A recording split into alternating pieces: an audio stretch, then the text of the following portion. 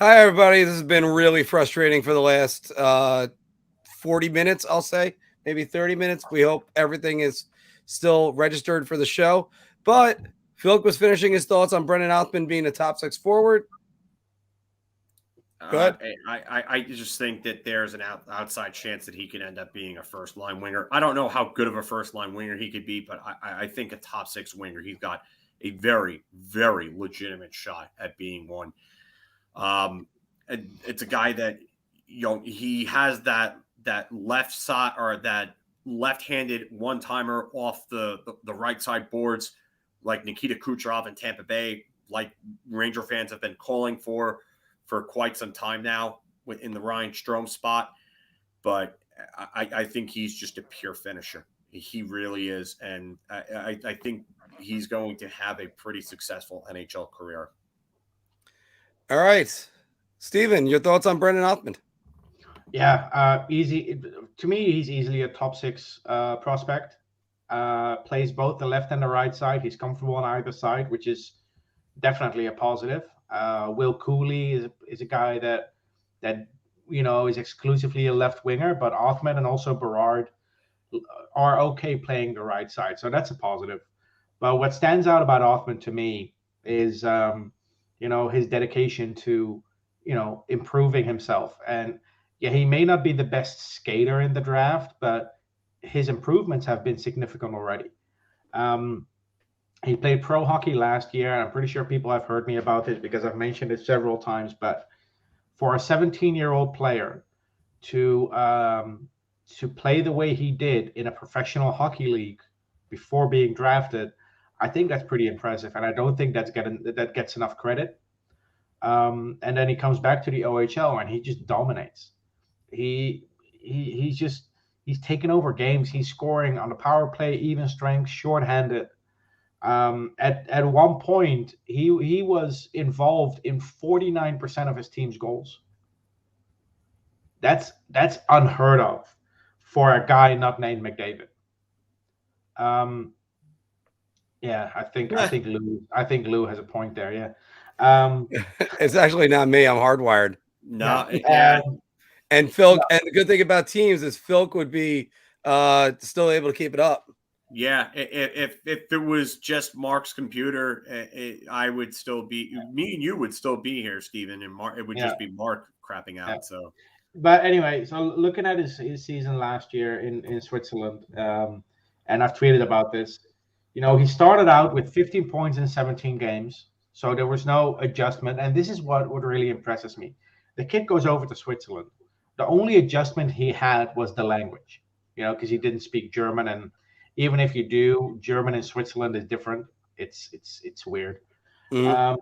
But he had 15 points in his first 17 games, and then he went cold with 0 points in 13. But his team went cold around the same time. So there's like causality there. His team went 4-9 with an 8-game losing streak. So I don't really blame a 17-year-old kid for not producing in that stretch. And then he finished it with 3 points in 8 games. I think he had a really good season in a professional league. And then in the OHL, he tears it up. I'm shocked he wasn't invited to Team Canada for the World Juniors. He was one of their better players at the under-18s last summer, where they won gold. Not that it really matters now because the World Juniors was canceled anyway. But it would have been fun to see him and Shane Wright play together. But you did give me a very logical reason why he wasn't there. Well, operates across the border. Hockey Canada never went to Flint or Saginaw or Erie to interview players. And those are the 3 OHL teams that are based in the U.S. Whether that's a coincidence or not, I don't know. I don't think it is. But I'm pretty sure any Hockey Canada scouts will deny that that's the reason. But it's too big of a coincidence that they didn't even interview any of the players in the 3 American-based teams. But look, all I care about is what Othman does in the OHL. Let him play in the OHL. I know from some conversations I've had that, the Rangers have informed him that they want him in New York over the summer. So he'll be spending time with Chris Kreider, Alexis Lafreniere, Keandre Miller, Matthew Robertson, Braden Schneider. They'll be working out with Ben Prentice. So it shows you the dedication the Rangers have to this kid. He's already on an entry-level contract, so there's no risk in losing him there. If the Flint Firebirds don't trade him in the OHL, don't be surprised to see Othman in the NHL next season. Yeah, they may prefer to have him in the NHL than having him in the OHL for another year, where he clearly has nothing left to prove.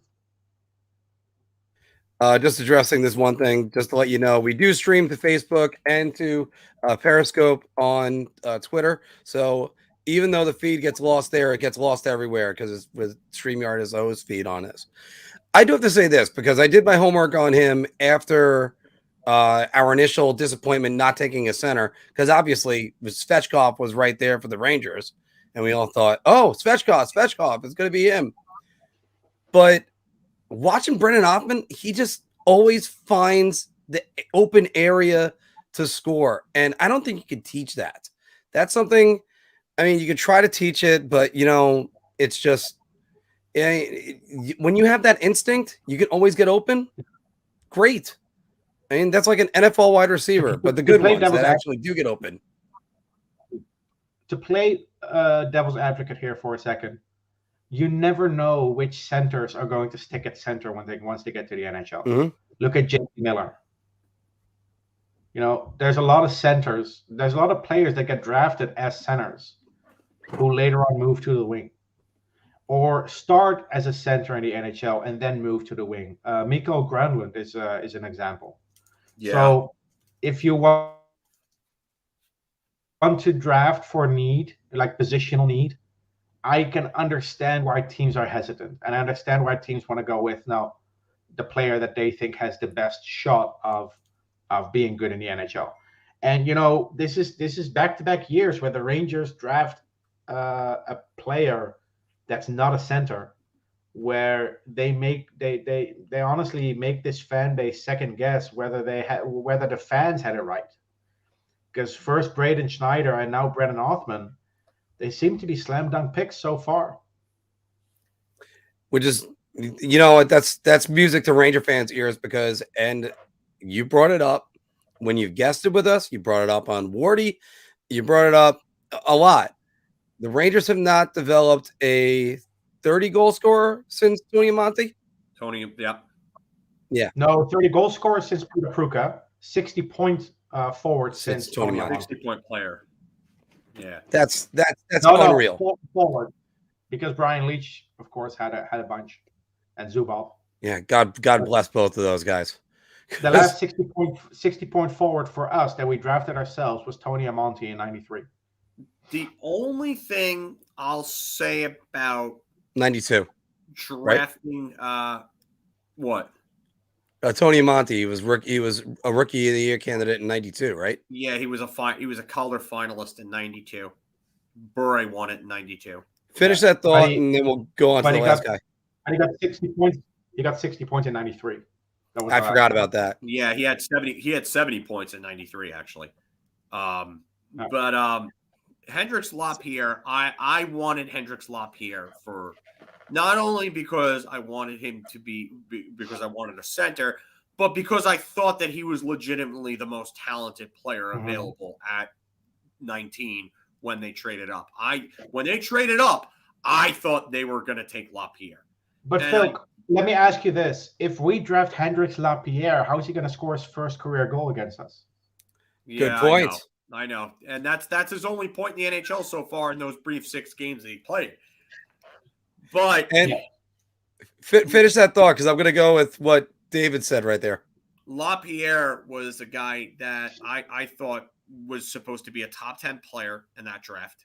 The supposed concussions, which ended up being a neck issue, which Washington took the time to evaluate. I don't believe the Rangers fully took the time to evaluate that.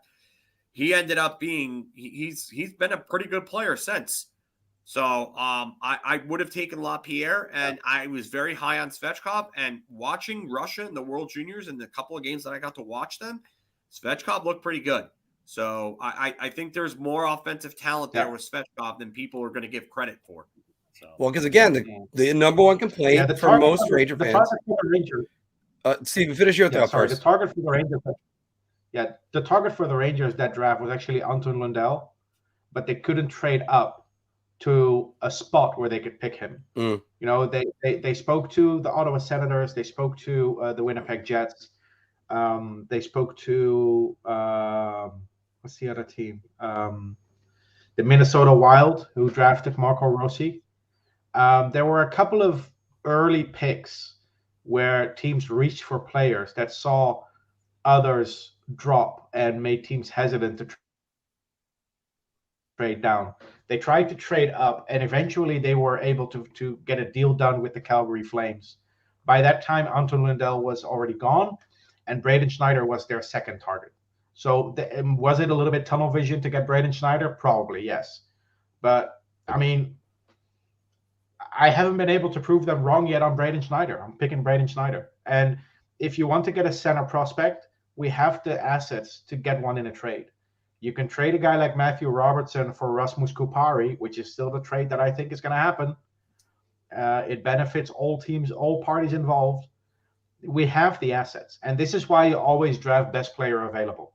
Because worst case scenario, you have too many players. You have too many NHL-ready left-handed defensemen. You trade one. Zach Jones outplaying Matthew Robertson when they're from the same draft class. That's great for the Rangers. It gives them ammunition in the trade market. By the way, Steven, just to make sure I'm not reading this right, on the Erie Otters, on the Erie jersey for Othman, you got right there. Does the tagline at the bottom say Omicron?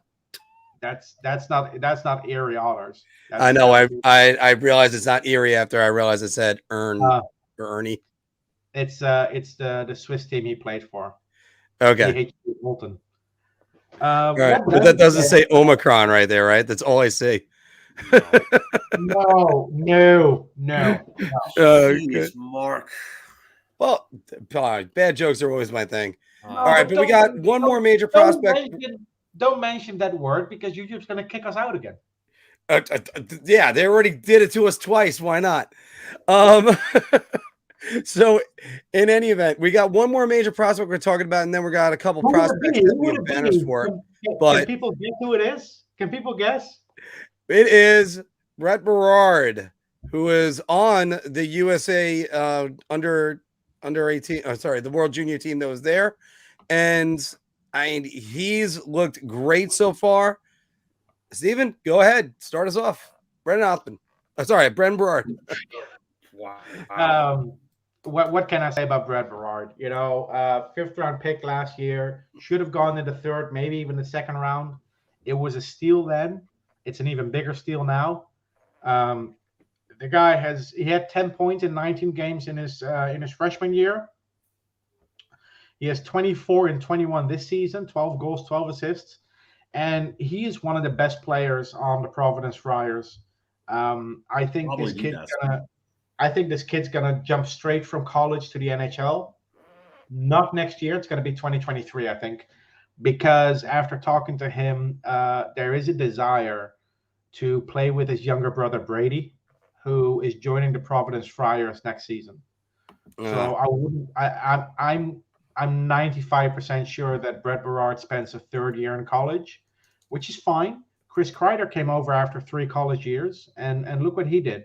You know, I think Brett Berard's going to make the jump straight to the NHL, and I think he's going to surprise a lot of people. The comparison I always hear, and this is the comparison Brett Berard makes himself, Brendan Gallagher. So I like that one. I do. Yeah. Stylistically, the way he plays and the speed that he plays it at. I think Berard's a better skater than Gallagher. Yes, and that's why I was going to say my comparison for him is more like a wing version of Braden Point. I see a lot of things that when I watch Brett Berard play, I pick up things that Braden Point does. again, not saying he's going to be Braden Point, but he's undersized. He's fast. He is a burner. He is gritty. He goes into the he goes into the dirty areas. He goes into the high danger areas where you need to score goals from. He's got great skill on and off the puck. He's got a high hockey IQ. The best way I can tell you, because he's a pest, and Gallagher is a good one, but another player who was a pest that didn't really mean to be a pest, it was just the way that he played, was Carl Hagelin. And he plays like Carl Hagelin, but with much better hands, much better hockey IQ, and a much better shot. Before you said that, I was gonna say Brett Berard is Carl Hagelin with a higher hockey IQ. That was literally the words I had in my head. So it's literally what he is. I've been saying this for quite some time, but that's exactly what he is. And Chris G, yep, we need pests that can play, and Berard is that, and he's chippy. He gets under your skin. He's not the Sean Avery type of pest where he's chirping all the time, but his play pisses you off because he's got a motor that doesn't stop. He just keeps going and going and going. And that's really what pisses you off the most about him, because when does his endurance end? When does his energy start to go down? And later in games, he looks even better later in games. Mm-hmm. It's just amazing, his conditioning and everything. Honestly, I really think that if it's not for Brennan Othmann, I think the development of Brett Berard is probably the best development of any prospect this organization has right now, because Brett Berard has surpassed every single expectation or limit that anyone has set in front of him, and he keeps getting better and better and better. If it's not for Othmann's dominant year in the OHL, Brett Berard has been the most impressive prospect for me in the entire pool. So that's a lot for a 5th round pick to come out of nowhere, make the World Junior team in back-to-back years, be a key contributor on what was their 3rd line last year with John Farinacci and Bobby Brink, and then all of a sudden be on their top line this year. So for me, Brett Berard is arguably my favorite, probably my favorite Ranger prospect right now. Yeah. No, I mean, if I have to rank players not currently in the system, and by that I mean not currently in New York or Hartford, I would rank Berard number 1, Othmann number 2, Korczak number 3, Cooley number 4, and Gerard number 5. I would probably flip-flop I would actually have Gerard at 3. That would be me. That's just my opinion, but I would have Gerard at 3. It's okay. We can disagree. This isn't kindergarten. We can disagree. Oh, absolutely. Absolutely. I'm just giving you my... Or Twitter. But you and I have the same 5. We have the same 5. Like I said, I think Gerard would personally be 3. Well, there's still... Well, first off, by the way, I'm excited for basically all the same guys. Actually, you got me thinking about Ryder Korczak all the time, because I keep thinking about that hole the Rangers need to fill at center, and they need to get that sooner or later. We still have 5 guys that there are banners for, but we didn't have profile pictures for. We're going to do this a little bit more rapid fire. Give me just a couple sentences on each one of them. First, I'll start with you, Steven, on this one. Oliver Tarnstrom. Oliver Tarnstrom is a tough one to project. The talent's there. The pedigree's there. He grew up in an NHL family. His dad played for the Islanders. Dick Tarnstrom. Yeah. He also played on Mario Lemieux's power play and had the most points for a defenseman in the league at one point. And for a couple of years, the Rangers had this need to draft players that come from NHL families. It was to the point where it was ridiculous. Ty Ronning, Vladimir Mesnikov, Elias Andersson, Simon Kjellberg, Jakob Ragnarsson, now Oliver Tarnstrom. I think Tarnstrom is a long-term prospect. There's 3 more or 2.5 more years to go before his rights expire. but he's not even the most impressive prospect we have in Sweden at the moment. I think that's his teammate, Adam Edström. Okay. Phil? I don't know if I see a future here. I haven't really been too impressed. I think he has an outside shot of being an NHLer. There's even a good chance that he probably just stays home and never even comes over. I don't know if I see it again. Maybe the thing is, if in the season you turn 20, you're not even on the SHL team, I don't see you having a future in the NHL. When Adam Edström was drafted 6th round a year prior, he made the SHL team straight after the draft. That was pretty impressive. Nobody expected that to happen. So, well, going to go right back to you on this one, Phil. OHL, Barry Colts, Evan Vierling. He was drafted 2nd overall in the OHL draft in his year. Behind Quinton Byfield. The only one. You know who we went ahead of in that draft? Jamie Drysdale. Correct. So this is a little bit a little background about the talent level this kid actually has. After he was traded to Barry, I believe it was last season, he went on to be about a point per game player after the trade, after starting off not so well. So for me, there's a lot of talent here. I think he might have an outside shot of being maybe a middle 6 center. But if everything goes right, could he possibly be a second-line center one day? I like what I've seen in his game. There's definitely a ton of skill. He makes a lot of high-skill plays out of nowhere, and he just shows you flashes of things that he could be. But he's got to string it together. And he needs to put up better numbers in the OHL before I really get on the wagon with him. So I got to share this, guys, really quick, because this is the first time I know I could say this on our telecast or a stream, but Wardy is joining us right now. So Tyler, how are you doing? Yeah, you actually missed a lot of entertainment. We lost the stream 3 different times, so that also that never happened with us. So. Anyway, look, Vierling, to no fault of his own, missed an entire year of hockey. And when you're a teenager and you miss an entire year of hockey, that's going to affect your development. We see the same thing with Shane Wright, who was the projected 1st overall pick in the upcoming draft, who has not been as impressive as you would have expected a 1st overall pick to be. But missing an entire year, it kills. Sorry? Connor Bedard. No, Connor Bedard is here either.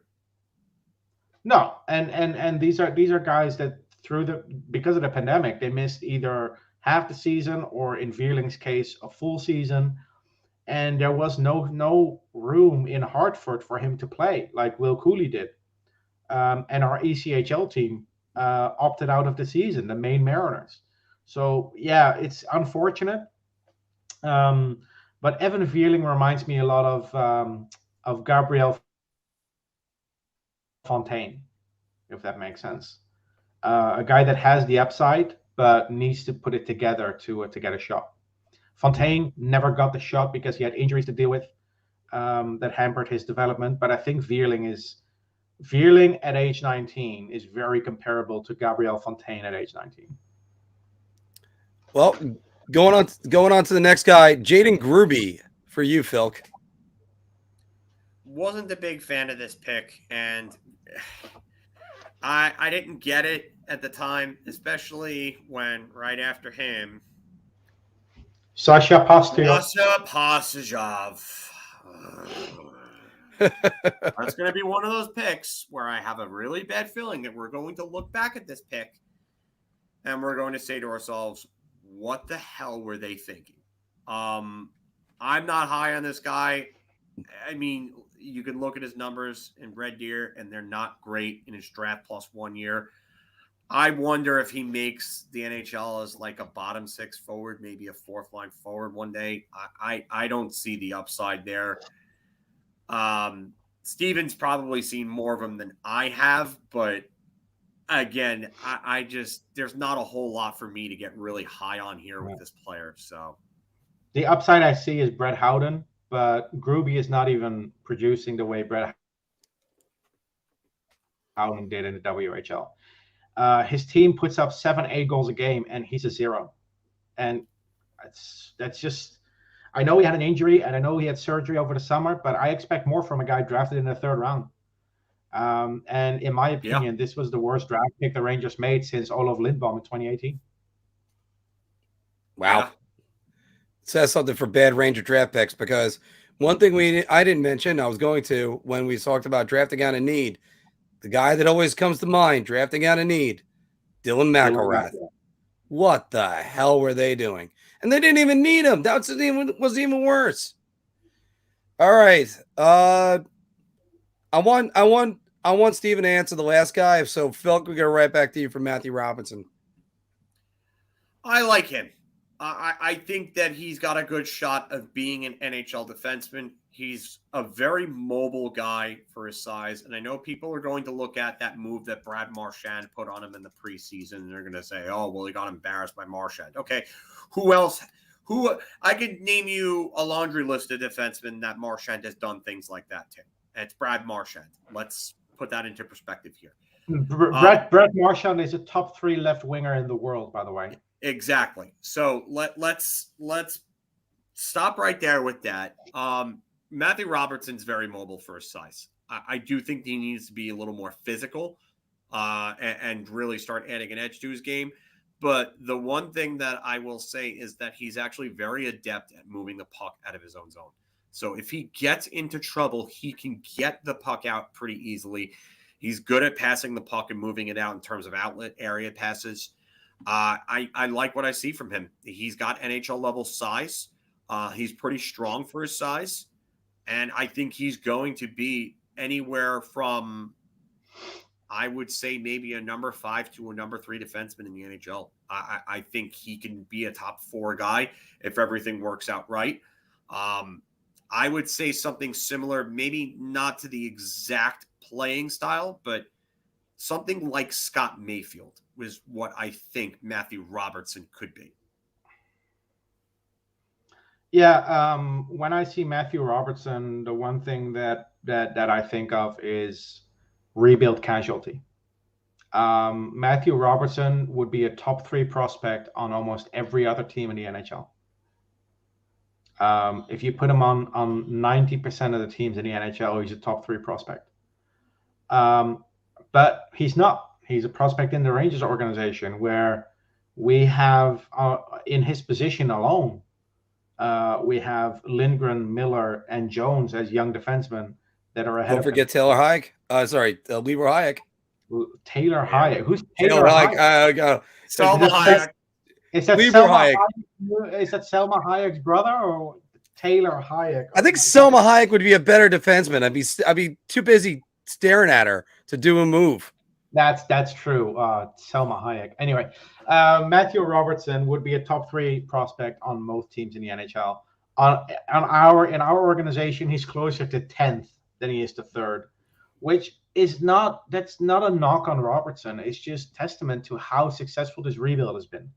Because if I have to rank prospects, I mean, I already gave you my top 5. If I include Hartford Wolfpack players, I would pick ahead of Robertson. It's Jones, it's Barron, it's Schneider. That's 8. That's 8 that I've already mentioned that I would put ahead of Robertson. Yeah. Niels Lundqvist is a rookie, so I consider him a prospect still. He's ahead of Robertson. Yeah. So best case scenario, Robertson is the 10th best prospect in this organization. And that's why I say rebuild casualty. If the Rangers are going to address a weakness in a trade, trade a prospect like him, Robertson is a very likely candidate to be moved because he's redundant for the Rangers, but he also holds incredible value in a trade for another team. And I'm just going to bring this comment up. Just why are we holding on to Hayek? And the reason why I'm going to sit there and just shake my head now is Drew is part of the old regime, but that's not his pick. That wasn't his trade.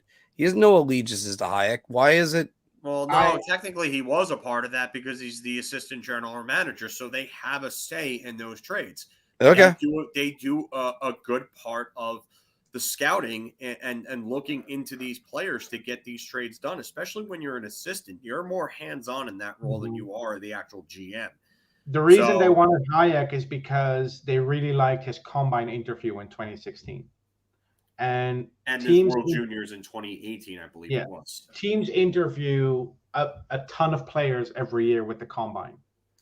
And when the draft ends, they don't just get rid of those reports. They file those away in a cabinet. And then a year, like 3-4 years later, 3-4 years down the line, a trade opportunity comes up and they're digging up that combine interview to read through and see, okay, is this a guy that we think is a good fit in our organization? And just like Brendan Lemieux is a guy that they really liked at the draft in 2016. They really liked him. They really liked his combine interview as well. So the Rangers have invested in Hayek even before they traded for him. I don't think Hayek is good enough to keep on the team, but I guess Chris Drury disagrees with me. So what else? Now, by the way, we were just talking about Matthew Robertson being a rebuild casualty. That's not the case, our opinion, for Hayek, right? I don't think Hayek has value. I mean, what are you going to trade him for? A 6th-round pick? Bucket of pucks. This is a guy that couldn't make the team in the Czech league for Kometa Brno a year ago. Let's not forget that. I think Hayek is one of those players that just really gets along with people in the organization. There are players that always get picked where fans have no freaking clue why. Michael Kostka, Tanner Glass.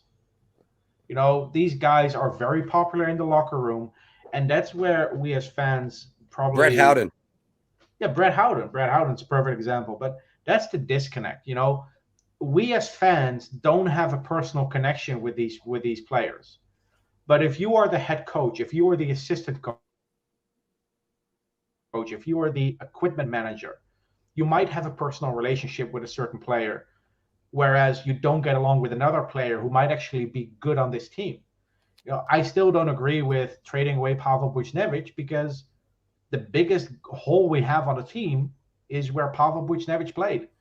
And Pavel Buchnevich, over his last 82 games, put up 75 points. Just throwing it out there. It's still one of those things that I said that move was coming because it was going to be cap restrictions. But I'm glad you brought up Pavel Buchnevich because, Steven, there's one more name that we still got on this banner. He's still a New York Rangers prospect, and he was the guy that we thought was going to fill that void. But Tali Kravtsov, what's going on? Playing actually quite decent in Russia. That's all I can say. His team qualified for the playoffs already, so he's going to be in Russia until at least mid-February. If they win a round, he's going to be in Russia until early March. If they win 2 rounds, it's going to be mid-March. And if they go all the way to the final, it's going to be early April. So depending on how well Traktor Chelyabinsk does in the playoffs, we might not see him back for until the end of the season. But Kravtsov's production is in line with Panarin, Kuznetsov,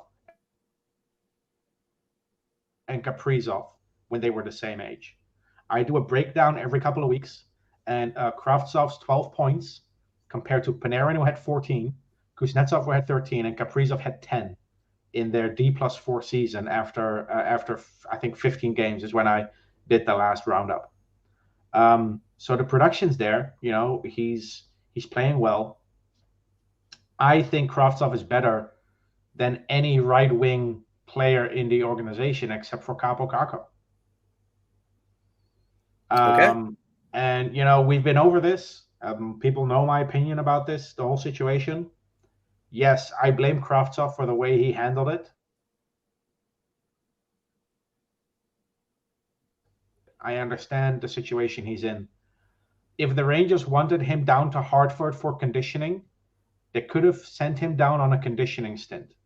It's a 2-week stint where the player retains his NHL salary, You know the player knows he's coming back after 2 weeks because that's the limit. But no, they sent him down as a demotion. So he loses his NHL salary. There's no indication how long it will take for him to get back into the lineup. You don't know Sammy Blais getting injured. You know, that's a freak incident. So for him to be sent down when he has an offer in Russia where he can make 4 or 5 times as much money, that's the difference. You know, you cannot treat a guy that has that in his back pocket as an option the same way as you treat a guy that just spent 3 years in college. If we compare him to Morgan Barron, you know, just for the sake of it, Morgan Barron doesn't have an offer from a European team where he can make 200,000 a year. Morgan Barron wasn't a top 10 pick. We always talk about expectations that we as fans have of top 10 picks. Well, guess what? Players have certain expectations when they get selected in the top 10. We can argue whether or not that's fair, but when he's considered a top 10 player in his age group in the world, because that's the message the Rangers sent to Vitaly Kravtsov in 2018. They basically said to Kravtsov, by picking him, you are the 9th best player in the world in your age class. That's it. So yeah, that comes with certain expectations, and expectations go both ways. That said, you know, the way he handled it, he should have handled it better. But I understand why it happened. I still think there's a way they can fix this. The Oilers did it with Pullock. Pullock openly, like publicly announced he would never play for the Oilers again, and look where he is now. Jonathan Drouin, Steve Yzerman fixed the relationship with Drouin. He played for them for a full season, put up 50 points, and then they traded him for Mikhail Sergachev. They didn't trade him for peanuts. They traded him for a player that helped them win 2 cups. If we're going to trade him, I want him to build up his value first, so you can trade him for something useful and not a second-round pick. That's all I have to say. Well, we've talked about him ad nauseum for us as well. So you don't know how these things can end. And the great part about this show, and this was the brainchild of you guys coming up with this, but the great part about this is in the comments, we're talking about Anthony Duclair, who was a Rangers prospect. And let's be realistic. This is his 6th or 7th year in the league. And he's really starting to show that promise that he had. I mean, he showed flashes in Ottawa and in Arizona, but you don't know how long it might take a guy to get to where you think he's going to get. And I mean, by the way, great goal by Duclair last night. Nobody was stopping that. Former Ranger scoring against us? Who knew? Yeah, there you go. Yeah. What's your line, Steven? What's the line you say? Sorry? Usually, if it's a former Ranger and a rookie, you can bet on them to beat the Rangers to score on the Rangers. And if it's a rookie goalie, you can put money on a shutout. Yeah, like Michael Brodeur, I think it was, with Ottawa years ago. The guy had 1 NHL game. Yeah, but you know, we always talk about things that help this organization move forward, you know, and help us become contenders. Signing Panarin is a big deal. Trading for Adam Fox was huge. But you know what's a really underrated move that helps the Rangers long term? Jimmy Howard retiring. Expand on that. Because Jimmy Howard always played like Dominik Hasek when he was at the Garden. Yeah. Okay.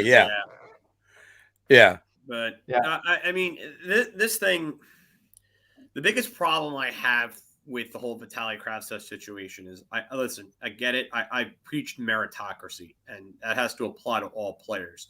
It didn't apply to Brett Howden under David Quinn. Pavel Buchnevich was treated unfairly under David Quinn for a while, and Alain Vigneault. And Alain Vigneault.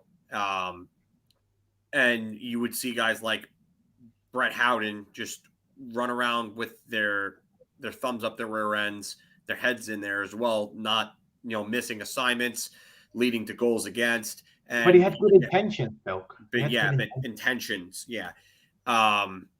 So the meritocracy has to work across the board. So yes, it has to work for Vitaly Kravtsov too. But if that's the case, then why are you telling this kid to not show up to rookie camp? If you weren't guaranteeing him a spot, then why are you doing that? And if you're going to tell me that guaranteeing a kid like him a spot is wrong, then that's on the organization for doing that then. Because they have done nothing but miscommunicate and mishandle the situation. And yes, Kravtsov was wrong for having the attitude that he had. But anybody who says that they wouldn't want to play in the KHL and earn $250,000 a year as opposed to $75K in Hartford, playing in amenities that are subpar in the AHL and playing in a league that's worse for their development than the KHL is, you're a liar. Either that or you're uninformed about this entire situation. I'm sorry. Let's also not forget that these players need to earn enough money to spend to last a lifetime in only a 10-year span. Yeah. So and this is why players playing in Europe don't want to go to the Olympics, because if they get quarantined in China after the Olympics, they lose 25% of their annual salary. Mm-hmm. And these are players making $100,000 or $200,000 a year. 25% of that is a lot of money. And Kravtsov, if you go from $200,000 a year to $70,000 a year, yeah, that's a big step down. And yeah, we can all argue that it was only going to be a couple of weeks. You don't know that. Yeah, in hindsight, you know that. But what if Kravtsov goes to Hartford, and there's no injury in New York, and we have Sammy Blais and Barclay Goodrow and Dryden Hunt all play in the top 6 over him, and he's in Hartford for 4 or 5 months. I mean, I said, this is not Morgan Barron who has nothing, who has no other offers. This is a kid that has offers lined up to make 4 or 5 times as much in Russia. They have performance bonuses that don't count against the cap. And like you said, Phil, amenities. In Hartford, when you play a game against the Providence Bruins, you get on a bus in the morning, you play the game at 7 p.m., you get on the bus back home. You don't get to stay in hotels, you don't get per diems. That's another big deal. Sean Avery wrote about this in the Players Tribune years ago. Funny enough, I saw his only game with the Wolfpack against the Manitoba Moose in 2009. It was funny. One of the bigger paydays for players in the NHL on entry-level contracts isn't their salary. It's the per diem, because you pocket the per diem. With the teams like the Rangers pay for everything. So you pocket the per diem. And then you go to Hartford and there's no per diem because you never stay in a hotel. You're always on a bus. You're always on a bus. So yeah, Kravtsov had other options, and like Phil said, they told him not to report to prospect camp, which, I mean, I don't know how you can look at that and go, yeah, they didn't guarantee him a spot on the team. If you that's tell guaranteeing him a spot. If you tell him to skip prospect camp, that's a pretty big sign. Yeah. If you trade away Buchnevich, who plays the same position as you, and there's reports in the media that the trade is happening to give you and Kakko more minutes, is it really unfair of him to expect a spot on the team? And then he gets injured during preseason. They have a team building event in Rhode Island, and he's not even invited.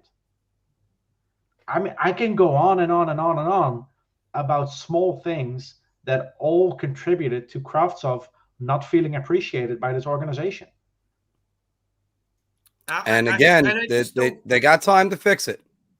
I just don't get how you can turn around and say that this organization is not at fault or blame or place more blame on them or on him than them, when you're supposed to be a professional sports executive and you're supposed to be able to know how to handle these things, and you can't even communicate with these kids properly. And it's also not the first time it's happened, Phil. It's not. It's like the umpteenth time. The umpteenth. We have when does seen it become a boy that cried wolf situation? We have seen the situation with Lias. I know it was different. It was injury related. Sean Day, who made his NHL debut, I think 2 days ago, he terminated his entry-level contract with the Rangers. You know how rare that is? That never happens. Terminating your entry-level contract means you have to pay back your signing bonus. He had to pay back $92,000 to get away from this organization. Yeah, that's really bad. I mean, how is that not a red flag? I want to know what happened there. Yeah, I want to know what happened there too. Again, wow. We're not going to find out until Sean Day retires, probably. But one day it's going to come out. One day it's going to come out why he sacrificed basically $1,000 to get away from this organization. If he wanted to play elsewhere, all you have to do is say, can you loan me to another AHL team? Can you loan me to the Syracuse Crunch instead of the Hartford Wolfpack? The Oilers did it with Sam Gagner. They loaned him to the Toronto Marlies, I think, instead of sending him to the Bakersfield Condors, their own AHL team. So Hartford Wolfpack wasn't the issue because you can just get a loan to another team in the AHL. It has happened before. You know, there's precedent. No, Sean Day paid $92,000 to get away from this organization. And I'm dying to know what happened there. Brian asks if Sean Day left because his brother died. Why? His brother lived in Canada. So he leaves Hartford to play in Syracuse because his brother dies? That makes no sense. There has to be something. There has to be something going on. Maybe it's the way the Rangers dealt with this situation. Maybe it's not Sean Day's brother dying. Maybe it's the way the Rangers dealt with that situation. Did they refuse him leave to attend the funeral? I'm just spitballing here. I don't know. I mean, but then again, organizations sometimes have these problems. I mean, I kind of hope Tyler's still in the broadcast with this. Mark, Phil, one question. Yeah. Name one other team in the NHL that had 2 top 10 picks walk away in the span of 12 months. There's not another organization publicly. And the other thing that Edmonton's got, I think, 4 years in that span. No, I mean, they didn't have anybody walk away aside from Pulliarvi. Yeah. Oh, Yakupov didn't walk away. I'm sorry. Yakupov didn't walk away. He just didn't pan out. He just did not pan out at all. It just, for me, if this wasn't like a boy that cried wolf situation, then you know what? Okay. But this organization has mishandled so many prospects. They've had issues with other players. You have to look at what's going on with this. And not only that, but Chris Drury berated Vitaly Kravtsov in front of an entire organization.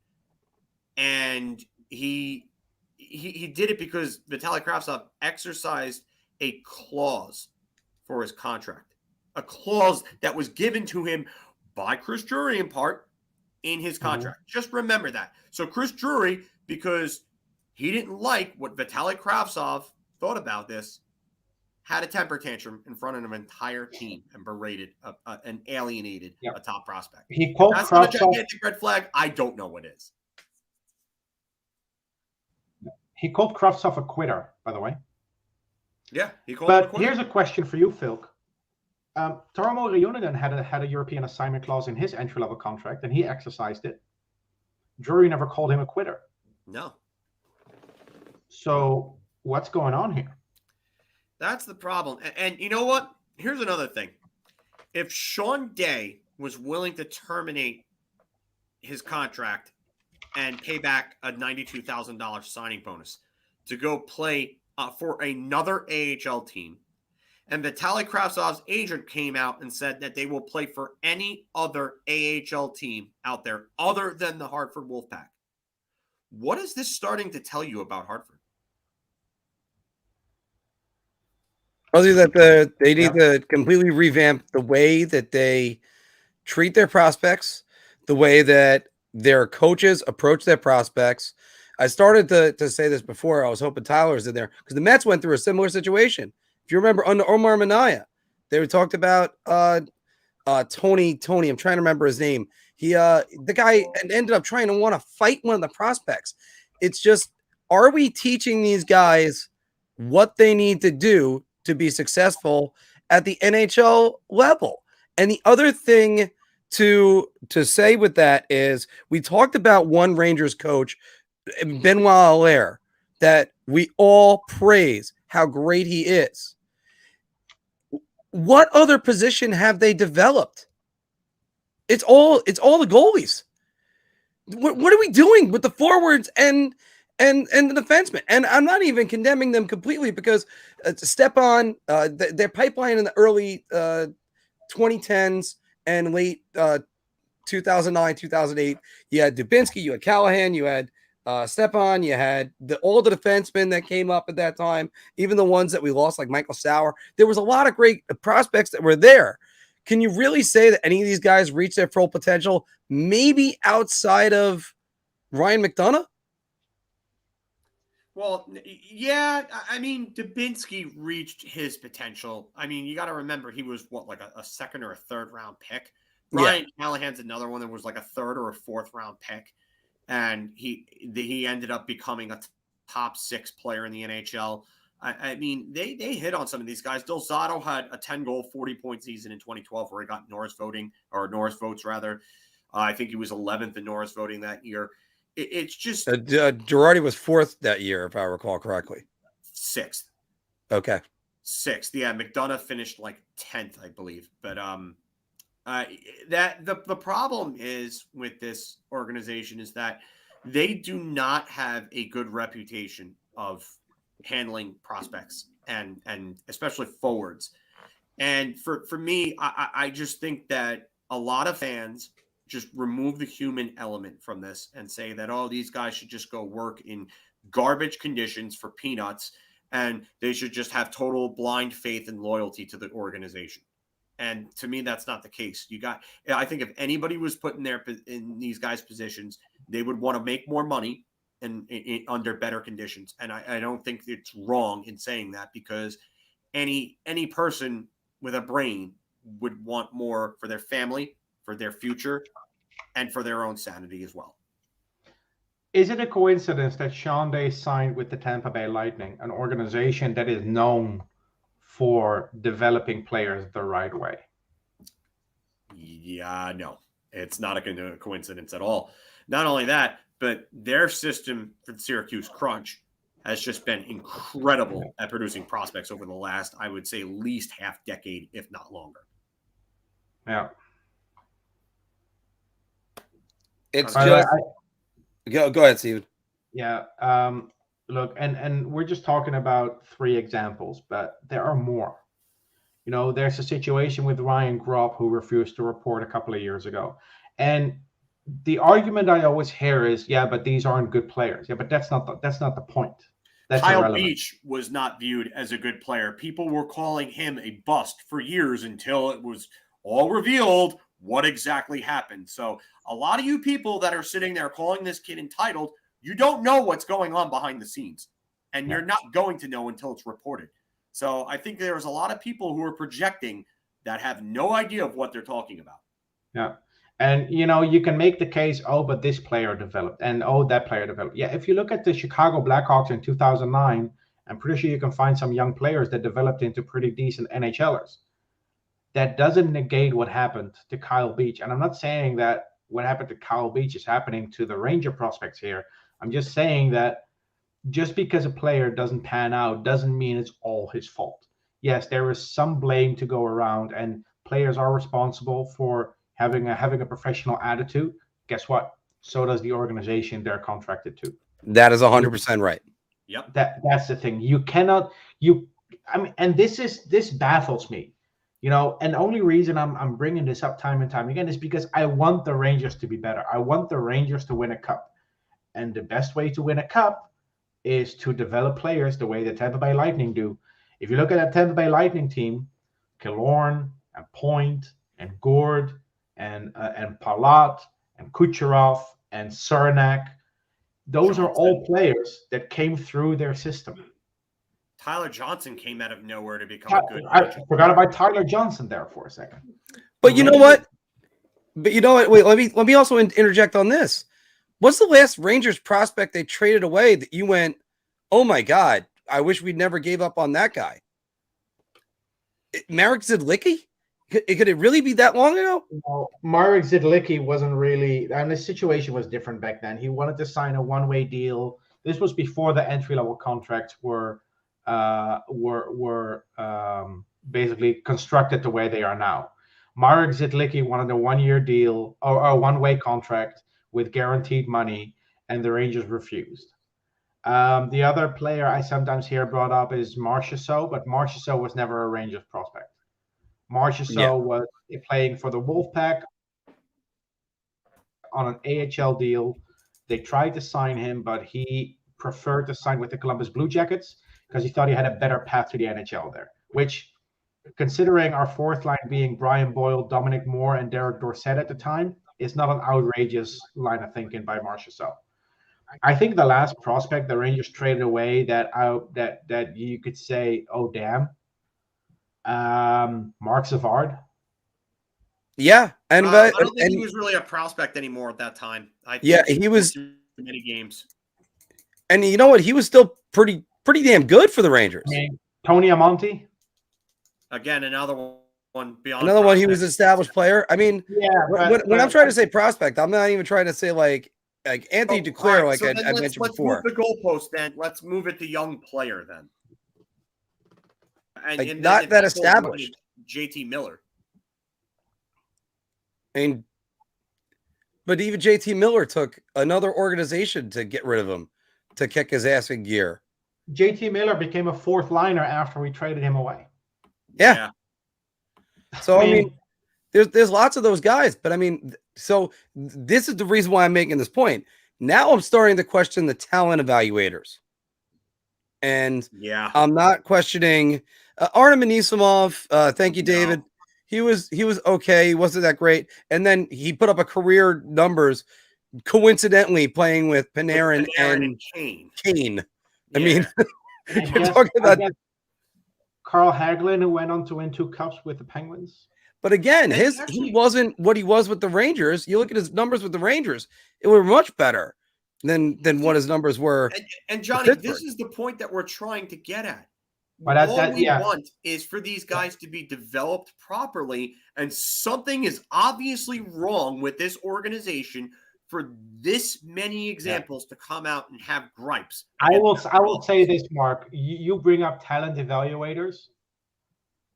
There's no scouting involved when you draft first and second overall. There isn't. Even when we drafted Pavel Brendel 4th overall, he was the consensus pick. Yeah. That had nothing to do with scouting. No. You know, and if it's not scouting, and if it's not individuals, because at some point you cannot keep saying, oh, this is like someone saying, oh, every woman I dated is such a bitch. Well, maybe it's not them. Maybe it's you. Oh, maybe. Yeah. The common denominator is the issue. You know, if I only have bad relationships with women that leave me, maybe it's not 15 women that are individually the issue in my relationships. Maybe it's me. That's why I kept saying before, when is it the boy that cried wolf? Yeah. If prospects keep walking away from this organization, if prospects keep struggling to develop, at what point are fans going to say enough is enough? Look at this. And you know what? They're young, but there's no Kakko and Lafreniere are being outproduced by players from their own draft class. Tim Stützle has outproduced Lafreniere handily, and he's looked good on an Ottawa team that's subpar. They're one of the worst teams in the league. But wait. Hold on. How much of that do you credit to Tim Stützle getting number 1 line minutes, number 1 power play line minutes? Or he's playing in every situation. I get that. But Tim Stützle is also a phenomenal talent and a phenomenal skater. And honestly, on more teams than not, more teams would play him in the top 6 right now than Kakko or Alexis Lafreniere. I hate to say it, but it's true. All right. I'm going to pull up two lists. I'm going to start with Lafreniere's draft class. I'm going to mention players that have outproduced Alexis Lafreniere so far this season. Lucas Raymond on the Detroit Red Wings. Yep. Dawson Mercer on the New Jersey Devils. Tim Susla on the Ottawa Senators. Jamie Drysdale, a defenseman on the Anaheim Ducks. Anton Lundell on the Florida Panthers, a stacked team, by the way. Seth Jarvis on the Carolina Hurricanes, another stacked team. Alexis Lafreniere, this season alone, on a 22 season, the 2020 draft class, he ranks 7th. That's unacceptable. Lundell and Jarvis are outproducing him on better teams. On worse teams. Oh, sorry. No. On better teams. Carolina Hurricanes and the Florida Panthers are better than the Rangers. I thought you were talking about the others. I'm sorry. No. Yeah. They have better depth. So I don't buy the depth argument at all. Now we go to the 2019 draft, right? To have a look at Kaapo Kakko. Kaapo Kakko is 7th. Jack Hughes has the same amount of points in half the games played. Niels Höglander on the Vancouver Canucks. Kirby Dach on the Chicago Blackhawks. Dylan Cousins on the Buffalo Sabres. Moritz Seider, defenseman, on the Detroit Red Wings. And Trevor Zegras, center on the Anaheim Ducks. I see teams in this list that I also see in the other list. The Anaheim Ducks with Zegras and Drysdale. The Red Wings with Seider and Raymond. The New Jersey Devils with Hughes and Mercer. You know, I understand the argument you're trying to make here, Mark, but it's too easy. It's too easy an excuse for me. Because Derek Brassard and Matt Zuccarello had career years playing on the third line. Alexis Lafreniere cannot even score goals. There's something fundamentally wrong in this organization. And I hate that we're ending a prospect recording on this note, but I love the players we're drafting. I'm just not confident that all these players will get an honest opportunity to show what they can do. Unfortunately, yeah, I got to agree with that. Kakko has been playing in the top 6 all season. Yeah, I don't get it. I still think that they should have kept him with Panarin. I think that line was really playing well. Alexis Lafreniere, and I've been tough on him because I've had to, because he simply hasn't been good enough. But part of it is that what's going on with him in the offseason? He needed to improve his strength and his skating between the 2 seasons. And it doesn't look like that's happened at all. So he's got to learn how to be what they say, learn how to be a pro. And I know that people hate hearing cliches like that because it gets annoying because they're overused. They get to the point of redundancy and repetition, and nobody wants to hear them after a while. But this is true. But if this kid's not getting it, which he doesn't seem to be getting it right now, when do you start pinning that on the organization? Especially with one that's had this much trouble drafting and developing forwards the way that they have over the last however many years. Yep. I mean, when your most successful development product is Derek Stepan over the last 20 years. Yeah, I agree with that 100%.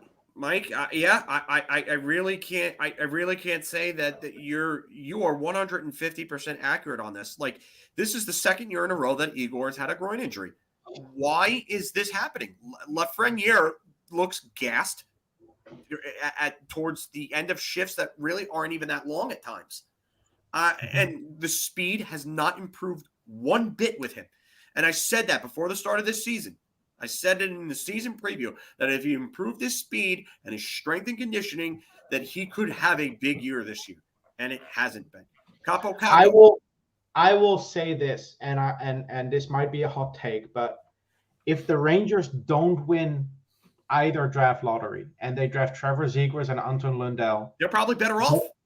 No, those players will not have the seasons they're having right now. Yeah. I don't see Anton Lundell and Trevor Zegras developing the same way if they are part of the Rangers organization, and that is my biggest concern. I'm going to say this. Zegras, I don't think they could screw up. I think a lot of teams screwed up by letting Zegras fall. There's no way they could have screwed up Lafreniere and Kakko, consensus top 2 picks. Well, I mean, after all, Lindell is Finnish, and so is Kakko. So I get that. They would have blended together perfect. I get that, but tell me I'm wrong when I say this, because I know I don't think anybody can argue this. If Zegras was doing what he did for the US NDTP in the OHL or the WHL or the any of the CHL leagues, he would have been the number 1 overall pick in that draft.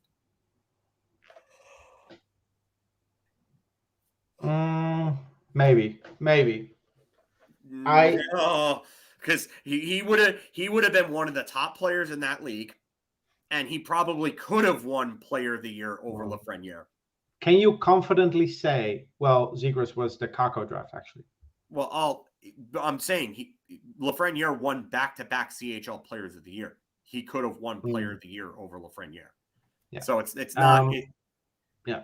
Look, can you confidently say that Zegras and Lundell would have the seasons they have at the moment if they were in the Rangers organization? Zegras, yeah. Lundell, I'm not sure. Lundell, I'm not sure on, but Zegras, yes, I can. I mean, but again, the Rangers would not be now. And when I say the talent evaluators, I wasn't saying about Kakko and Lafreniere, because by the way, I don't see them passing up Kakko for Kirby Dach, and I don't see them passing up Lafreniere for Quentin Byfield, who's yet to make an impact. That's the one good thing we could say. But when you're talking about Lias Anderson passing up him over Marty Necas, and no. Okay. Listen. I'm one of the biggest Martin Necas fans because I've seen him before he was drafted. I lived close enough to Brno to go there and watch him play. He would have been a massive reach at 7th overall. There was no way he was even in the conversation at that pick. The players that the Rangers were picking from, the pool that the Rangers were picking from, were Lias Andersson, Casey Middlestad, Michael Rasmussen, and Gabriel Velarde, and Owen Tippett. Those are the 5 players. Did we really miss out on a superstar there? No. Nick Suzuki was in that play too, and that's the one where you can legitimately say, okay, they definitely screwed up on it. But it was an incredibly weak draft. And Nick Suzuki, did he play for the Spokane Chiefs? Yeah, I believe it was Spokane. Yeah, there's no way the Rangers are picking a player from the WHL in 2017. This is 2 years after they picked Ryan Grubb. When did they bring Steve Kotowalchuk in? Sorry? When did they bring Steve Kotowalchuk in? The year before they drafted Matthew Robertson, so 2018. 2018, okay. No, Owen Sound Attack was where he played, sorry. Oh, so the OHL. But yeah, still, so the Rangers they could have. The Rangers weren't comfortable drafting from juniors with high picks. Yeah, by the way, these were all Gordy Clark's brainchilds. Oh. And it's just where that's where I asked the question: who's making the decisions? Because if you're not getting players that you're bringing in that end up succeeding elsewhere, even when you trade them away, then I think there's a question of the talent that you got. Hell, but again, I brought the Mets. The Mets are one of these problems. Look, if you get a kid at age 18 and he doesn't develop for 3 years and then he goes elsewhere, he lost 3 years of development. It's really hard to overcome. When you're doing that with every prospect, is what I'm saying. No, yeah, but I don't think talent evaluation is the issue. I think not knowing how to develop them after you draft them, that's the issue. Touche. That's what I think the problem is here. It's not that they're drafting is bad. The Rangers are fine as long as players stay in college for 3 years, like Chris Kreider. You know, if you look at the successful stories, they're all kids that developed either in Europe, in college, or in other organizations. Ryan Lindgren, Adam Fox, Jacob Trouba, Igor Shesterkin, Chris Kreider, Mika Zibanejad, Artemi Panarin. There's no, on this team, the closest thing we have to a guy that we developed ourselves at a young age is FIlip. Mm. And that's why when people talk about, oh, well, FIlip was the guy that went down to Hartford and he shut his mouth and he came back and look at him.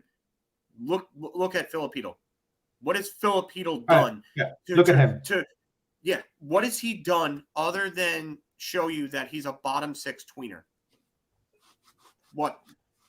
I said this I'm waiting night. for something. I'm waiting for him to do something so that somebody can actually use that argument against me with some sort of merit to it. I said this last night, but Oscar Lindberg was a better range than FIlip. I don't know about that, but FIlip will play in Europe before he turns 30.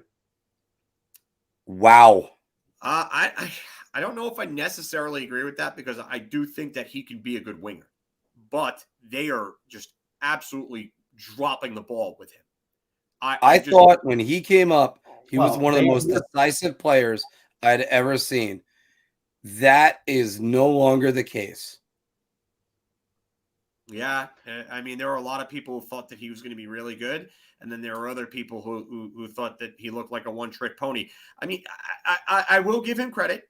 His overall game has gotten a little better.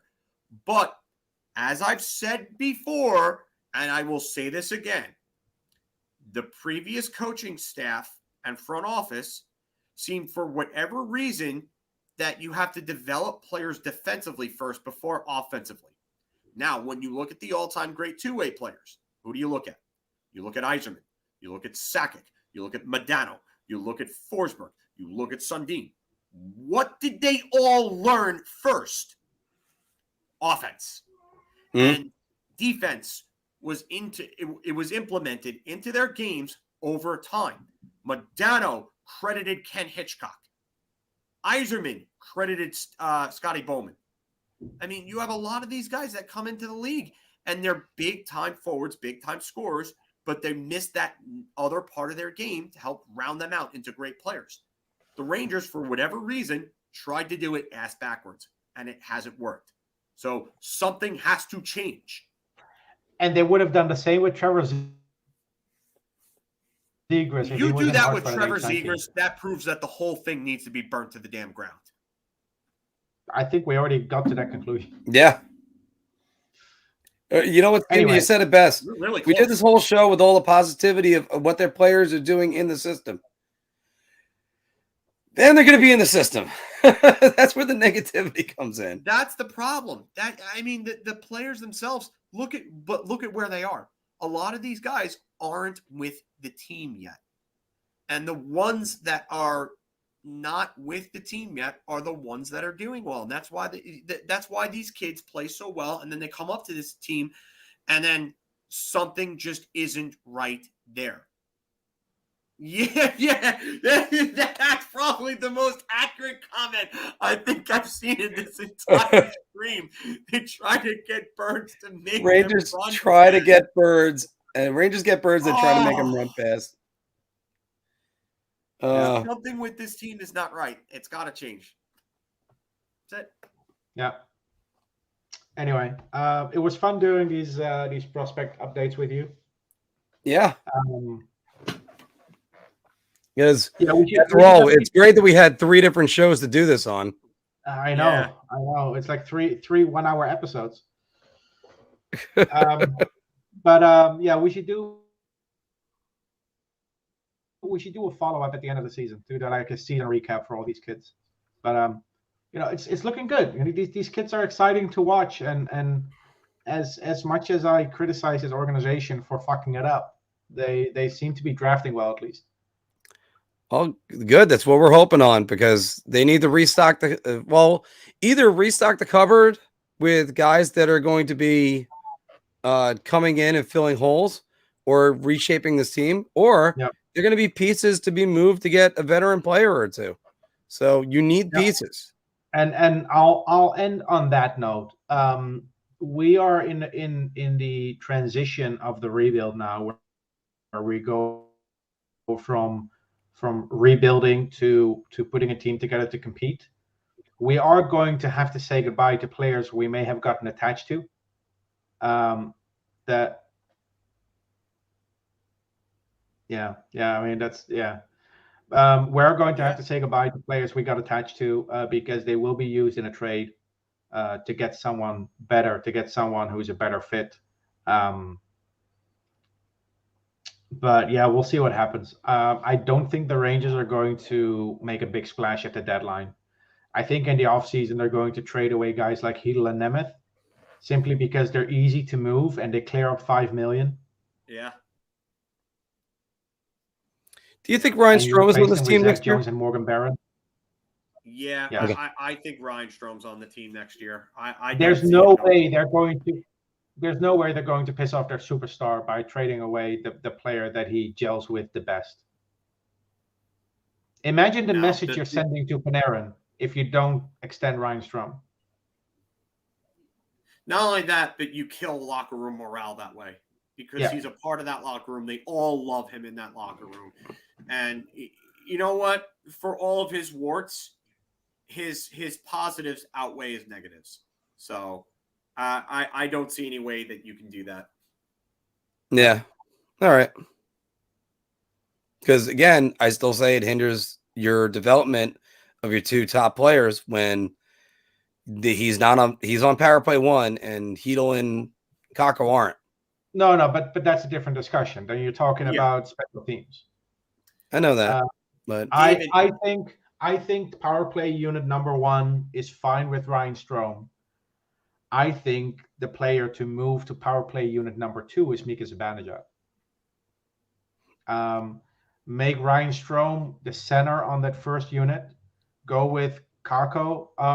Go with Kreider, Panarin, and Strome. Then Kakko and Adam Fox. That would be my my change to the power play units.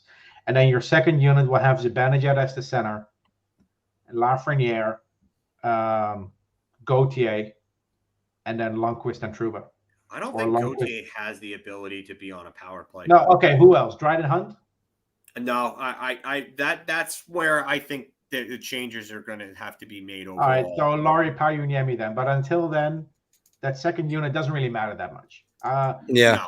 Well, I mean, they only get like 20 seconds of power play time anyway. If you That'll piss Mika Zibanejad off, though, I'll tell you that. If you want to really think outside the box, I would go for a second power play unit with 2 forwards and 3 defensemen. And I will put Nils Lundqvist on the left circle as a third forward. I love that shot. I do. Nils Lundqvist on the left. Who'd you put in front? Did you put Keandre Miller there? No, Zibanejad. Zibanejad can be in front of him. Sorry, yeah. Bumper spot, yeah. And then you have Trouba and Jones on the blue line. You can have Lafreniere on the right side, Lundqvist on the left. It's the power play. All you need from Lundqvist is that shot. All right. And his shot on the power play is better than anyone on this team except Panarin. All right, but we're actually trying to wrap this up before, and I kept you talking for another 10 more minutes. That's all right. So yeah, it was great doing these. We should do another one of these at the very end.